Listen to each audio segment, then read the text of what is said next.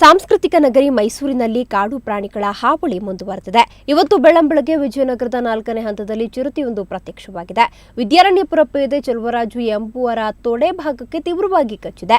ಗಂಭೀರವಾಗಿ ಗಾಯಗೊಂಡ ಚೆಲುವರಾಜುರನ್ನ ಸ್ಥಳೀಯ ಆಸ್ಪತ್ರೆಗೆ ದಾಖಲಿಸಲಾಗಿದೆ. ಚಿರತೆಯನ್ನ ಸೆರೆ ಹಿಡಿಯಲು ಅರಣ್ಯ ಅಧಿಕಾರಿಗಳು, ಪೊಲೀಸರು ಸ್ಥಳಕ್ಕೆ ದೌಡಾಯಿಸಿದ್ದು ಚಿರತೆ ಸೆರೆಗೆ ಹರಸಾಹಸ ಮಾಡುತ್ತಿದ್ದಾರೆ. ಚಿರತೆ ಪ್ರತ್ಯಕ್ಷ ಹಿನ್ನೆಲೆಯಲ್ಲಿ ಸ್ಥಳೀಯರಲ್ಲಿ ಆತಂಕವಾಗಿದೆ.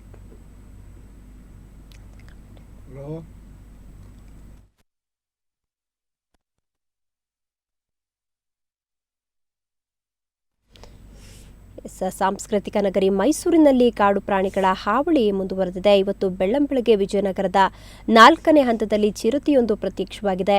ವಿದ್ಯಾರಣ್ಯಪುರ ಪೇದೆ ಚೆಲುವರಾಜು ಎಂಬುವರ ತೊಡೆ ಭಾಗಕ್ಕೆ ತೀವ್ರವಾಗಿ ಕಚ್ಚಿದೆ. ಗಂಭೀರವಾಗಿ ಗಾಯಗೊಂಡಂತಹ ಚೆಲುವರಾಜುರನ್ನ ಸ್ಥಳೀಯ ಆಸ್ಪತ್ರೆಗೆ ಕೂಡ ದಾಖಲಿಸಲಾಗಿದೆ.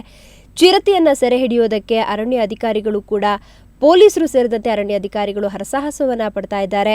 ಚಿರತೆ ಸೆರೆ ಒಂದು ಹರಸಾಹಸವನ್ನ ಪಡ್ತಿರೋದು ಜೊತೆಗೆ ಇದೀಗಾಗಲೇ ಚಿರತೆ ಪ್ರತ್ಯಕ್ಷವಾಗಿರೋ ಹಿನ್ನೆಲೆಯಲ್ಲಿ ಜನರಲ್ಲಿ ಆತಂಕ ಕೂಡ ಮೂಡಿದೆ.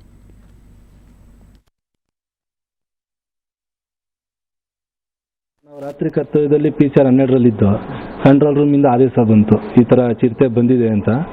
ನಾವು ತಕ್ಷಣ ಅಲ್ಲಿಗೆ ಹೋಗಿ ದೂರದಿಂದ ನೋಡ್ತಾ ಇದ್ದೋ ಕನ್ಫರ್ಮ್ ಮಾಡೋದಕ್ಕೆ.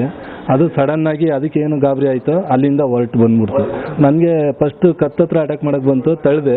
ಅವಾಗ ಕಾಲ ಹತ್ರ ಟಚ್ ಮಾಡಿ ಹೊರಟೋಯ್ತು. PCR ಮುಂದೆ ಬೇರೆಗಳು ಏನು ಮಾಡಿದ್ರು, ಹೋಗಿದ್ದ ಜಾಗ ಚೆನ್ನಾಗಿ ಕಾಣಿಸ್ತಾ ಇತ್ತು. ಆ ಪೊದೆಗಳನ್ನೇ ಇದು ಬಳ್ಳಿನೆಲ್ಲ ಕೀಳ್ತಾ ಇರುವಾಗ ಅವ್ರ ಮೇಲೆ ಆರಿ ಅಟ್ಯಾಕ್ ಮಾಡಿತು. ಅಟ್ಯಾಕ್ ಮಾಡಿದ ತಕ್ಷಣ ಅವ್ರು ಕೆಳಗಡೆ ಬಿದ್ದೋಗ್ಬಿಟ್ರು. ನಾವೆಲ್ಲ ಕೂಗಕ್ಕೆ ಶುರು ಮಾಡಿದ್ವು, ಬಿಟ್ಬಿಟ್ಟು ಓಡ್ಬಿಟ್ಟು ಈ ಕಡೆ ಓಡ್ ಬಂದ್ಬಿಡ್ತು. ಅವ್ರಿಗೆ ತೊಡೆಗೆ ಬಲತೊಡೆನಲ್ಲಿ 3 ಹಿಡಿದಿದೆ, ಗಾಯ ಆಗಿದೆ. ಆಸ್ಪತ್ರೆಗೆ ಕರ್ಕೊಂಡೋದ್ರು ಅವ್ರನ್ನ.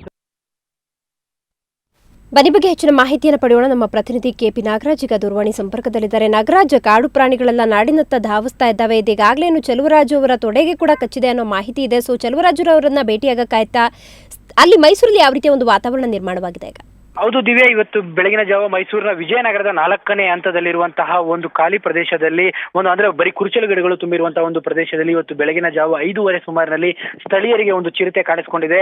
ತತ್ಕ್ಷಣದಲ್ಲಿ ಅವರು ಸ್ಥಳೀಯ ಪೊಲೀಸ್ನವರಿಗೆ ಮಾಹಿತಿಯನ್ನ ನೀಡಿದ್ದಾರೆ.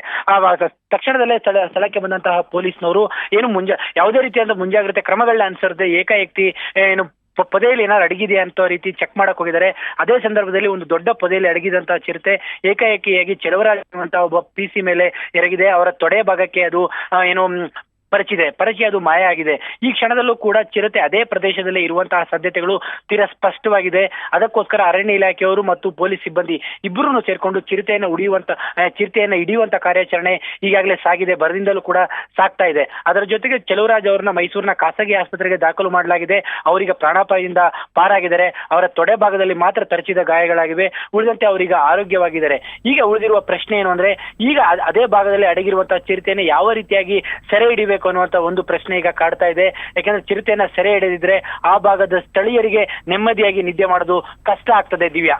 ಓಕೆ ನಾಗರಾಜ್, ನಿಮ್ಮೆಲ್ಲ ಮಾಹಿತಿಗಾಗಿ ಧನ್ಯವಾದ.